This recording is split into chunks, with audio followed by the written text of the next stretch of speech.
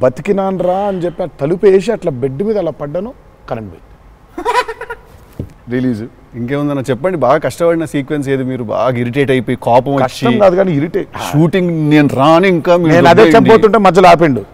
నీ మ్యాటర్లోకి వచ్చింది మేనిఫెస్టేషన్. నువ్వు వచ్చినావు మళ్ళీ ఆయన అక్కడి నుంచి ఎక్కడ డ్రై లైఫ్, నువ్వు డ్రై లైఫ్ లో వెళ్తుంది ఇక్కడ మొత్తం. అది అట్లా కాదు, కరెక్ట్. ఎక్కడ ఉన్నాం? గోవాలో ఫ్రస్ట్రేషన్ వచ్చేసి బీపీ పెరిగిపోయింది. నాకేందంటే అది నువ్వు అన్నావు కదా మేనిఫెస్టేషన్, ఇట్లాంటివి గలీజ్ పనులన్నీ అయితే నాకు వేడి చచ్చిపోతున్నాము. సముద్రంలో అలా నవ్వుకుంటూ ఉండాలి కానీ వేడి తొబ్బేస్తుంది. అంటే ఇంకా పైన అట్లా అట్లా లిట్టలు కట్టుందంటే వర్షం, ఇక నిప్పున వర్షం కురిపిస్తుంది సూర్యుడు పైకి.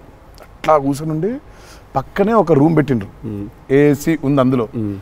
శివా పోతా, ఇంకా ఒక్క షాట్ అన్నా పోతా, నేను చచ్చిపోయేలా ఉన్నాను, నేను చచ్చిపోతా. నాకు ఒక్క సెకండ్ నిజంగా ఇంకా అబ్బాయి ప్రంతి పిల్లలు ఏమైంది, నా జీవితం ఏంది, నేను చచ్చిపోతానా అని అయిపోయింది. ఓకే అన్నారు. ఇక అక్కడే లుంగి ఇట్లా తీసి, అఫ్కోర్స్ షార్ట్స్ ఉన్నాయి, ఆ షార్ట్స్తో పరిగెత్తిన లోపలికి పరిగెత్తి వెళ్ళి తలుపు అట్లా వేసుకోగానే ఒక్క సెకండ్ చల్లగా ఉండింది.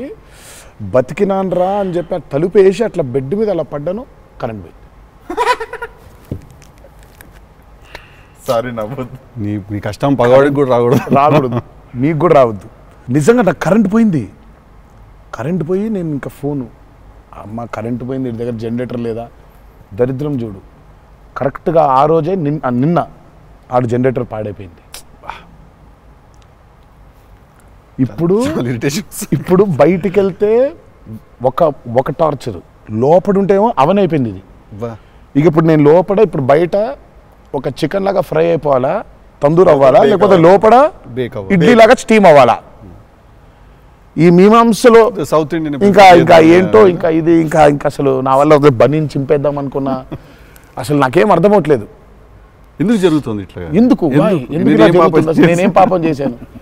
ఇలా జరుగుతుంటే ఒక అరగంట పోయింది, 40 నిమిషాలకి కరెంట్ వచ్చింది.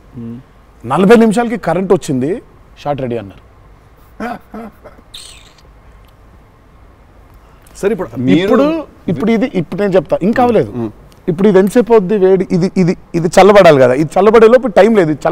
ఇది చల్లబడాలంటే ఆ రూము ఆ పర్టికులర్ మూమెంట్లో ఈజీగా 15-20 నిమిషాలు పడుతుంది. ఈలోపు షార్ట్ రెడీ అన్నారు. సరే షార్ట్ రెడీ కదా అని చెప్పి మూసిన కర్టన్ ఇట్లా తెరిచిన, షార్ట్ రెడీ కదా శివ ఎక్కడున్నాడని చూద్దామని. ఈ కర్టన్ ఇట్లా తెరిచేసరికి ఈయన రాజు సుందరం మాస్టర్ పరిగెడుతున్నారు నా రూమ్ వైపు.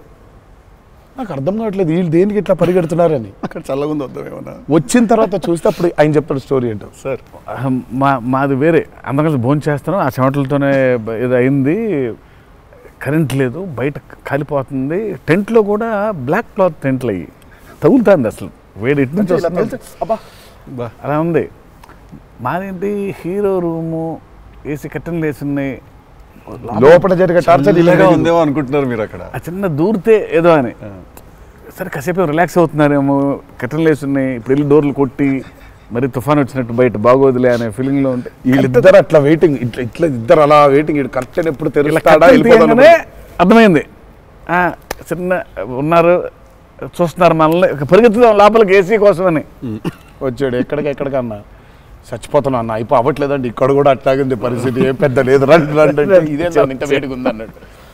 ఐ థింక్ మనం ఆ పేపర్ మీద రాసుకుని సెట్కి వెళ్ళి కెమెరా అంతా పెట్టిన తర్వాత కూడా we're all waiting to stumble upon one moment of honesty in that take. నా journey it's the same thing every day for every movie. మీకే తెలియదు మీరు అలా చేస్తారని? తెలీదు. అక్కడ కరెక్ట్గా వెళ్ళే ముందు ఒకటేదో దొరుకుద్ది. కరెక్ట్. ఇప్పుడు మామూలుగా దేవరాలు ఉంది, వర ఎలా ఉండాలో ఒక ఐడియా ఉంది, ఇప్పుడు దేవర ఎలా ఉండాలో దొరకట్లేదు నాకు. సో నాకు అర్థం అవ్వట్లేదు, అంటే ఇప్పుడు ఎలా ఉండాలి, బాడీ లాంగ్వేజ్ ఎలా ఉండాలి ఏంటని చంపుకు తిన్నా శివని. కాచివా ఏంటి శివ నాకేం అర్థం అవ్వట్లేదు, ఏదో చెప్పంటే అబ్బా మీకు వచ్చేస్తుందిలే నిలిపాడు. రావడం ఏంటి కాదు శివ, ఏదో నాకేం అర్థం అవ్వట్లేదు, దేవర ఏంటి, ఇప్పుడు వాడు ఎట్లుండాలి, వాడు మూడ్ సెట్ ఏంటి, వాడు మైండ్ సెట్ ఎట్లున్నాడు, ఎట్లా నడవాలి, ఎట్లా నిల్చోవాలి ఏంటి, చాలా కంపోజ్గా ఉండాలా, మరీ ఓవర్ కంపోజ్గా ఉండాలా, లేకపోతే అగ్రెసివ్గా ఉండాలా, నాకేం అర్థం అవ్వట్లేదు. ఫైనల్గా I just felt that okay ఇప్పుడు నేను I don't know, I just probably place Abhay or Bhargav there.